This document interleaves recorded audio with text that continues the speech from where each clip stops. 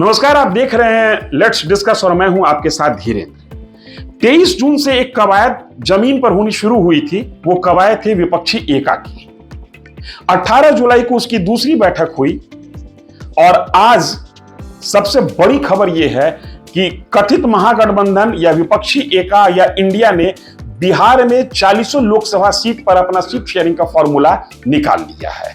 यह एक बड़ी खबर है और राहत देने वाली खबर है। राहत देने वाली खबर मैं इसलिए कह रहा हूं कि सीट शेयरिंग ही वो सबसे बड़ा पेच है, सबसे बड़ी बाधा थी जिसके आधार पर यह कहा जा रहा था कि यह महागठबंधन सब जगह टिकेगा, बिहार में इसका टिकना मुश्किल है। क्योंकि लोकसभा सीटों की संख्या 40 है, एक अनार और 100 बीमार वाली बात थी।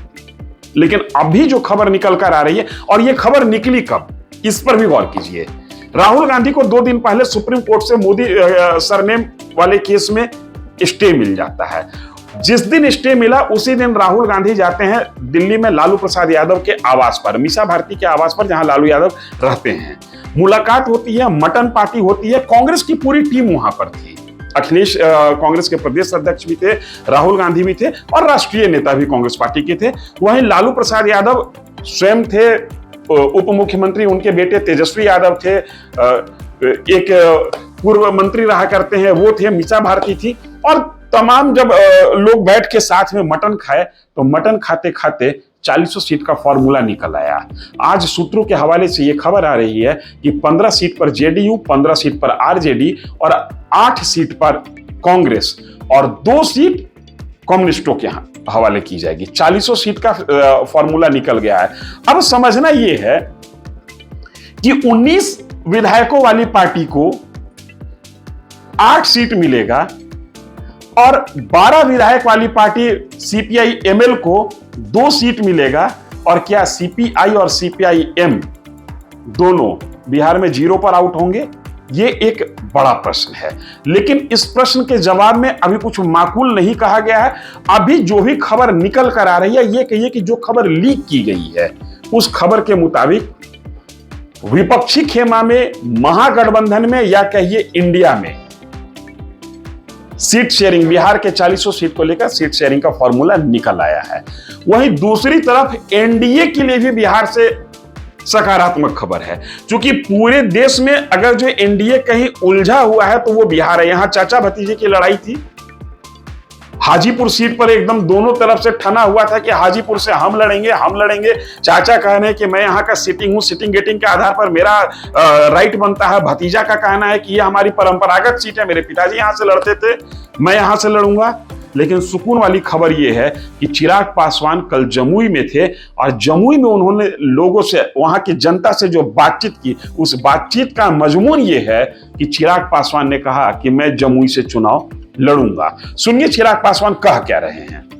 और आप सबका साथ मुझे इस दौरान भरपूर मिला और मैं पुनः दोहराता हूँ, राजनीतिक बातों में नहीं जाऊंगा, कौन कहां से चुनाव की बातें बढ़ना। यह आशीर्वाद मैंने आप लोगों से मांगा था, पुनः इस आशीर्वाद को दोहराता हूँ। युवा बनकर आया था, बुजुर्ग बनकर ही इस क्षेत्र से जाना चाहता हूँ। यूं तो 2024 की लड़ाई लड़ी जाएगी दिल्ली के लिए, लेकिन दोनों का बैटल फील्ड जो है, बैटल ग्राउंड जो है, वो बिहार बन चला था। बिहार में दोनों कुनबे में इतने पॉलिटिकल पार्टीज थे या हैं कि पॉलिटिकल पंडितों का यह कहना था कि यहां सीट शेयरिंग के नाम पर लड़ाई होना तय है। एनडीए में चाचा भतीजा आपस में उलझे हुए थे। एनडीए का कुनबा बड़ा हो चला, उपेंद्र कुशवाहा चले गए एनडीए में, कुछ उनको भी चाहिए। पिछली बार 3 सीट पे वो लड़े थे। जीतन राम मांझी की पार्टी चली आई एनडीए में, कुछ उनको भी चाहिए। मुकेश सहनी अभी भी जा सकते हैं एनडीए में या दूसरे खेमा में भी जा सकते हैं, और मुकेश सहनी की हसरत बड़ी है। मुकेश सहनी 2020 के विधानसभा चुनाव के समय 11 सीटों पर लड़े थे और बीजेपी ने 11 सीट पर चुनाव लड़वाया था। तो एनडीए बिहार में हद से ज्यादा उलझी हुई थी और उलझी हुई है। सिर्फ एक खबर जो संकेत के रूप में चिराग पासवान ने जमुई में अपने मतदाताओं के साथ कहा, वो महत्वपूर्ण है और वो थोड़ा राहत देता हुआ दिख रहा है। वैसे जमुई लोकसभा क्षेत्र के बारे में मैं आपको बताऊं कि 1952 से ये लोकसभा क्षेत्र है, लेकिन 1977 से लेकर 2004 तक जमुई लोकसभा क्षेत्र का कोई वजूद नहीं था। 2008 में डीलिमिटेशन के बाद फिर से जमुई लोकसभा क्षेत्र वजूद में आया और 2009 में इसका प्रतिनिधित्व जेडीयू से चौधरी जी किए और उसके बाद 2014 और 2019 से यह सीट चिराग पासवान के पास है। इस बार चिराग पासवान बार बार कह रहे थे कि मैं हाजीपुर से चुनाव लड़ूंगा और हाजीपुर में उनके चाचा हाजीपुर से सांसद हैं। उस समय दोनों की पार्टी एक हुआ करती थी। रामविलास पासवान के मरने के बाद पार्टी टूट गई और चाचा इस जिद पर अड़े हुए थे कि हाजीपुर तो मेरी सिटिंग सीट है, मैं हाजीपुर नहीं छोड़ूंगा। लेकिन कल जो बयान चिराग पासवान ने दिया वो बयान एनडीए के लिए राहत भरी खबर है।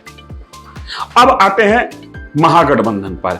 महागठबंधन पर जो कुछ भी कहा जा रहा है देखने में तो बड़ा अच्छा सा लग रहा है कि चारों तरफ एकदम खुशनुमा माहौल है, नवकंज लोचन नवकंज मोचन टाइप का मामला बन गया।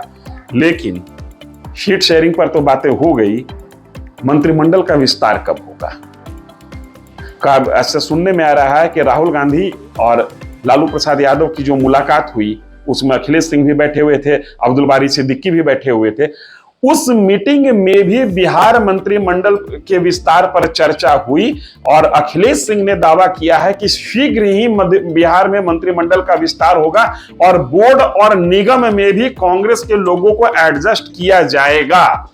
लेकिन अपने आप में अखिलेश सिंह जो कि बिहार कांग्रेस के प्रदेश अध्यक्ष हैं, उनका यह पहला बयान नहीं है। इस तरीके का बयान अखिलेश सिंह 4 बार दे चुके हैं और चारों बार इनका बयान जो है वो नक्कार खाने में गूंजती हुई तूती की आवाज से ज्यादा कुछ नहीं रही।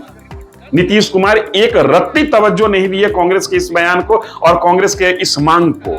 हमको वो दिन भी आपको याद होगा जब 23 जून को यहां पर महागठबंधन की बैठक हुई थी और चलते चलते बात हो रही थी कि मंत्रिमंडल विस्तार किया जाए, कितने लोगों को मंत्री पद देना है, 2 को देना है। लेकिन जब मीडिया ने पूछा मुख्यमंत्री से कि कब मंत्रिमंडल का विस्तार कीजिएगा तो टका सा जवाब मिला कि मंत्रिमंडल का विस्तार तो आप लोग कर रहे हैं, सरकार मंत्रिमंडल के विस्तार पर कहीं बात नहीं कर रही है और जो करना है वो ये करेंगे। इशारा था उप मुख्यमंत्री तेजस्वी यादव की तरफ।